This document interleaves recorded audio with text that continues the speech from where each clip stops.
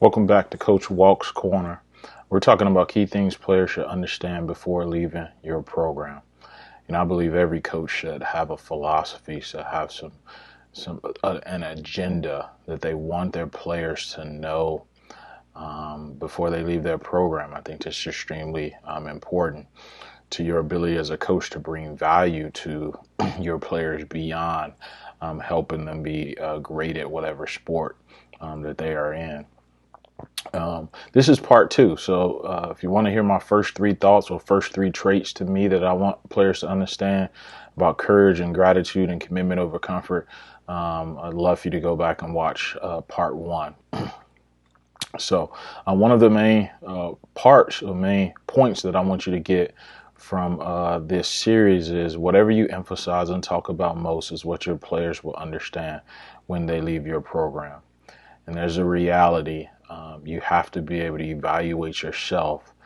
You may have things that you want players to get before they leave your program, but if you are not emphasizing those things and talking about them over and over, then the chances of them understanding it by the time they leave is greatly diminished. So let's get into it. Number 4, love is a verb. I want our players to understand that love is action. I want them to see a need. If you have resources to meet that need, you act.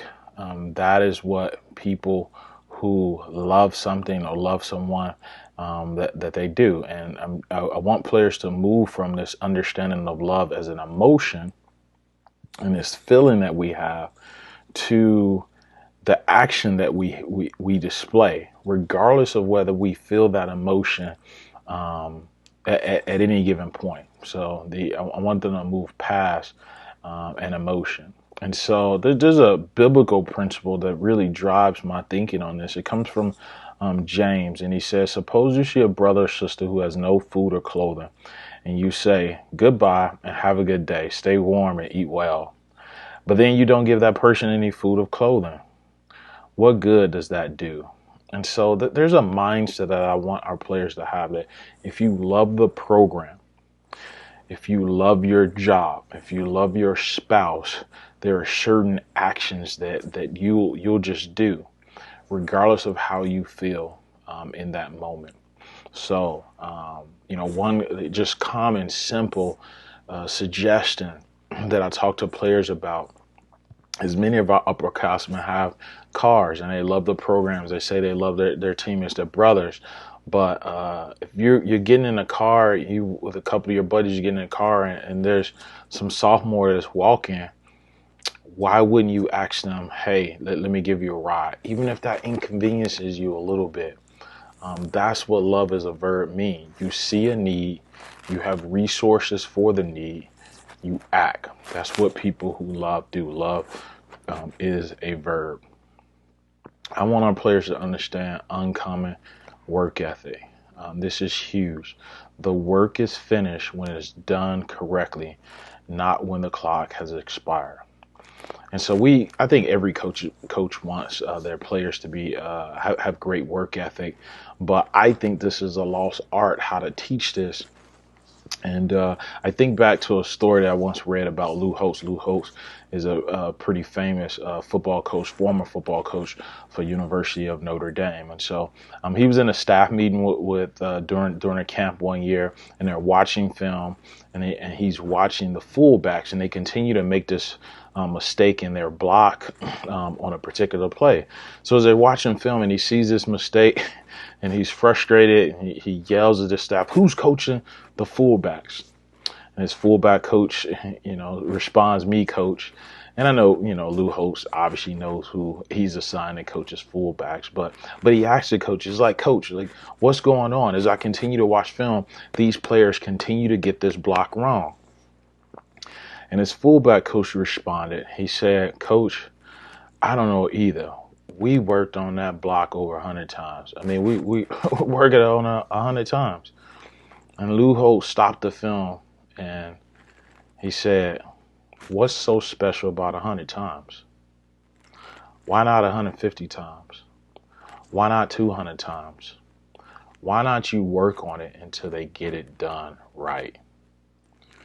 And so that's such a profound way to think about work that too often players and people in our society think of work as when the clock is met some number, now it's time to go home. I think back to my first job, TJ Maxx, $4.25 an hour, senior year of high school. And when that clock hit 9 o'clock, it was time to go. And it didn't matter if I did my job correctly. It was time for me to go. It was finished. And that's how I saw that job. And many times coaches and players can see their sport the same way. I've done 20 reps. That's enough. And I'm like, no, I want you to have work ethic where you work until the job is done correctly. You work until you understand the concept. Academically, this conversation often where a player, man, coach, you'll get it. Like I study for that test. I study about 30 minutes. And I have to say, like, what's so special about 30 minutes? Like, why do we choose these arbitrary numbers that we make this internal decision that here's how much I'm willing to put out to achieve my goal, and what you've decided to put out might not be enough. And so uncommon work ethic says, I work until I get the concept. I work until the job is done correctly. I work until I complete the task correctly. It doesn't matter how many reps I've done. It doesn't matter that the clock is expired. That's what I want them to understand about uncommon work ethic. The work is finished when it's done correctly, not when the clock has expired. And the last point in this series, at least part 2 of the series, I want them to understand what adversity reveals. Adversity exposes the real you. Do you fight or flight? I mean, we hear that concept in fear as a response to fear. People are fight or flight. Sometimes fight, freeze or flight. It's automatic response. But I think it also applies to adversity. When adversity strikes, are you the kind of person that will fight through and persevere to overcome that adversity, to overcome this temporary uncomfortableness? Or are you someone that as adversity strikes, it's time for you to give up, you quit? And so I want them to learn how to be a fighter. See, what adversity reveals in relationships, and this is how I communicate. Adversity reveals in relationships when you struggle with your spouse, your boyfriend, your girlfriend, and you give up. You give up rather easy. Like, why do I have to deal with this? That adversity is just exposed that you are the kind of person that will quit on people when it becomes difficult. So you might like people, you might love people, but if there's tension and difficulty in that relationship, you're the kind of person that will quit. Or it might reveal that you're the kind of person that when there's tension and adversity in a relationship, that you're the kind of person that will fight for the relationship. You will work on what needs to be worked on. You will have the conversations that need to be had. You don't just give up because it's hard and difficult. Okay? So adversity reveals a lot, and I need them to understand that. It exposes the real you. Do you fight or do you flight? Okay? I want them to learn to be a fighter. They fight through the difficulties.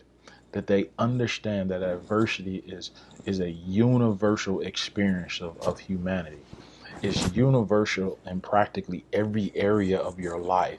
So it can be a great teacher. You're gonna deal with it. You're gonna have it. There is zero way to avoid adversity. Learn how to fight and not be a flight risk, not be a quitter. So that's part 2. And we've reached 6 different points thus far. Today was love is verb, uncommon work ethic, adversity reveals. If you want to go back and review on the first 3, I highly encourage you to do that. And just remember, whatever you emphasize and talk about most is what your players will understand when they leave your program. So feel free to leave a comment, questions as we continue on this journey. Stay tuned for part 3.